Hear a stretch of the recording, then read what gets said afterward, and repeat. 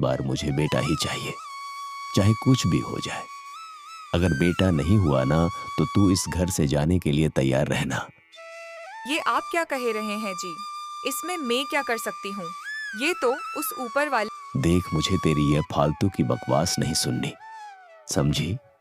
मुझे बेटा चाहिए, बेटा। अगर तूने मुझे इस बार बेटा नहीं दिया तो उसका अंजाम तुम अच्छे से जानती हो।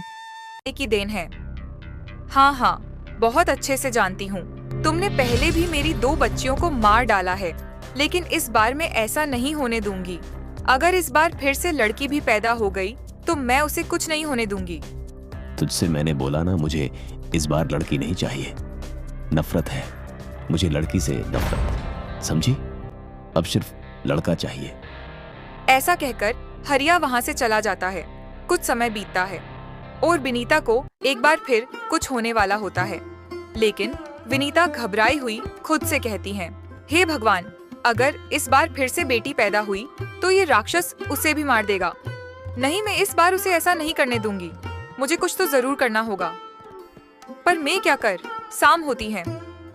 हरी अपने घर आता है। क्या हुआ जी? आप इतने परेशान क्यों दिखाई दे रहे हैं?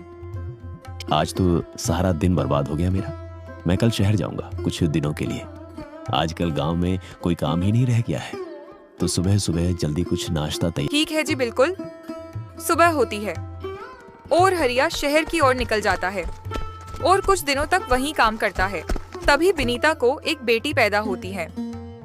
हाय, इस बार फिर एक बेटी। अगर इनको पता चल गया तो यह तो मेरी और उसकी जान ही ले लेंगे। क्या करूं? मुझे अपनी बच्ची की जान बचानी होगी। बहुत दिन हो गए इन्हें शहर गए हुए, कभी भी आ सकते हैं। विनीता उस बच्ची को जंगल ले जाती है, जहां उसे एक गुफा दिखाई देती है।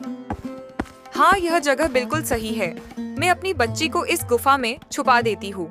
विनीता अपनी बच्ची को रोज दूध पिलाती है और रात को उसे छुपाकर सुला देती है। अगली सुबह, अजी आ गए आप जी। तैयार कर देना, समझी? हाँ, आ गया, जाकर पानी ले आ। बड़ी जोरों की प्यास लगी है। अभी लाई। अरे अरे रुक जरा, क्या बच्चा हो गया? कहाँ है मेरा बेटा? लाओ उसे मुझे दे। जी जी, बो जी। क्या ये जी बोजी लगा रखा है? बता, मेरा बेटा कहाँ है? बच्चा मरा पैदा हुआ था।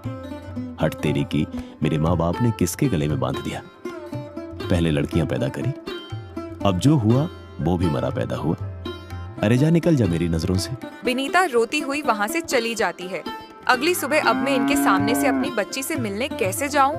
मुझे कोई बहाना बनाना पड़ेगा। सुनिए जी, लकड़ी खत्म हो गई है। खाना बनाने के लिए बिल्कुल भी लकड़ी नहीं है। मैं जंगल से कुछ लकड़ी लेकर आती हूँ। ठीक है, जल्दी जाकर आ, मुझे बड़ी जोरों की भूख लगी है। ठीक है जी। विनीत लकड़ियों का बहाना करके उस गुफा में चली जाती है और अपनी बच्ची को बहुत प्यार करती है और दूध पिलाती है। बेटी, मुझे माफ कर दे, मुझे तुझे खुद से दूर करना पड़ रहा है, पर मैं क्या करूं? यह मेरी मजबूरी है। अगर मैं तुझे घर ले गई तो तेरा बाप तेरी जान ले लेगा। दूध पीते पीते बच्ची सो जाती है। लगता है सो गई मेरी बेटी। लाडो रानी, अपना ख्याल रखना। मैं जल्दी आऊंगी तुझसे मिलने। विनीता जंगल से लकड़ियां लेकर घर की ओर जाती है। कितनी देर लगती है तुझे लकड़ियां लाने में? है, चल अब खाना बना। विनीता खाना बनाती है और अपने पति को खिलाकर सो जाती है। अगली सुबह जीबो फिर से रस्सी लेकर कहाँ जाने लगी? आज फिर लकड़ियां खत्म हो गईं। तू ऐसी कैसी लकड़ियां लाती है रितु? है, रोज रोज खत्म हो जाती है। मुझे बड़ी जोरों की भूख लग रही है। तू कब जाएगी और कब आएगी? जल्दी आ जाऊंगी जी। है नहीं, घर के पीछे कुछ लकड़ियां रखी हैं, उसे ले आ और खाना पका। जंगल बाद में जाना। अब क्या करूं? अगर मैं लेट गई तो मेरी बच्ची भूख से रोना शुरू कर देगी, और अगर उसका रोना किसी जानवर को सुनाई दे गया तो क्या होगा? अरे तुझे सुनाई नहीं दिया क्या? अभी मुझे बहुत भूख लग रही है। अभी खाना बनाती हूँ जी। इधर बच्ची जग जाती है और जोर जोर से रोने लगती है। तभी वहाँ से कुछ गाय गुजर रही होती है। रुको रुको लाली बहन। अरे क्या हुआ मंजिली बहन, जरा ध्यान से सुनो, किसी के रो की आवाज रही है। तुम सही कह रही हो बहन, यह किसी मनुष्य के बच्चे की रोने की आवाज है, लेकिन यह आवाज तो उस गुफा से आ रही है भला इस गुफा कोई इंसानी बच्चा कैसे हो सकता है। सभी गाय उस गुफा के अंदर जाती हैं। अरे अरे, ये क्या, इतनी छोटी बच्ची को कौन यहाँ छोड़ गया है। भगवान, ये कैसे कैसे निर्दयी लोग हैं। इस सुनसान वीरान जंगल में इस नन्ही सी बच्ची को छोड़ गए। देखो देखो कैसे रो रही है। मुझे तो यह बच्ची भूखी लग रही है। एक काम करती हूँ, इसे अपना दूध पिला देती हूँ। हाँ, मुझे भी ऐसे ही लग रहा है। गाय का दूध पीकर बच्ची रोना कर देती है और खुशी खुशी खेलने लगते हैं। अरे वाह, ये तो अब हंसने लगी। कितनी सुंदर बच्ची है ये। बहन, आप इस बच्ची को ही देखती रहेगी या घर भी चलेगी? समय हो रहा है। पर लाली बहन, मैं इस नन्ही सी बच्ची को यहाँ अकेले कैसे छोड़कर जाऊँ? अगर कोई जंगली जानवर इस बच्ची को कहाँ गया तो? नहीं नहीं, मैं इसे अकेले नहीं छोड़ सकती। मंजरी बहन, अब हम कर भी क्या सकते हैं? तुम ही बताओ। क्यों ना हम इस बच्ची को अपने साथ घर ले चलें? ठीक है, यह भी सही है। मंजरी गए और लाली गाय को उसे बच्ची पर दया आ जाती है, जिससे वह गाय उसे बच्चों को घर ले आती है। खाना तो बना दिया, अब मैं जल्दी से जाती हूँ। भगवान, मेरी बच्ची की रक्षा करना।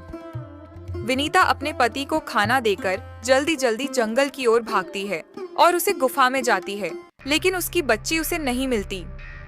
अरे मेरी बेटी कहाँ गई? कहाँ है लाडो रानी तू? मेरी बच्ची कहाँ है तू?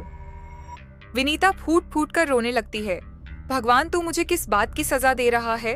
पहले मेरा पति मेरी बच्ची की जान का 10 बना था और आज आपने भी मेरी बेटी की रक्षा नहीं की और उसे कोई जानवर खा गया। विनीता उदास हो अपने घर वापस आ जाती है।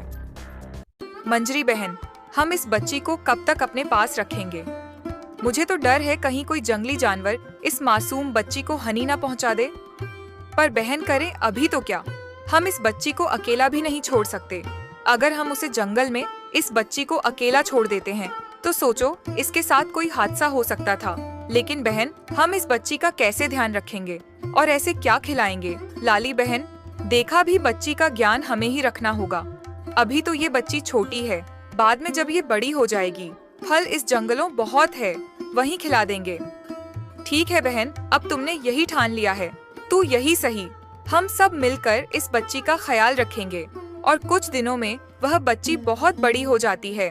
अरे वह, यह देखो, बच्ची कितनी जल्दी बड़ी हो गई। बेटी, अब तू हमारे साथ मत चला कर, अब जंगल में बहुत खतरा है। ठीक है माँ, अब जब हम जंगल जाएंगे तो तुम गेट की कुंडी लगा लेना। अब आप लोग फिक्र मत करिए और निश्चित होकर जाइए। और आप सभी भी अपना ख्याल रखिए।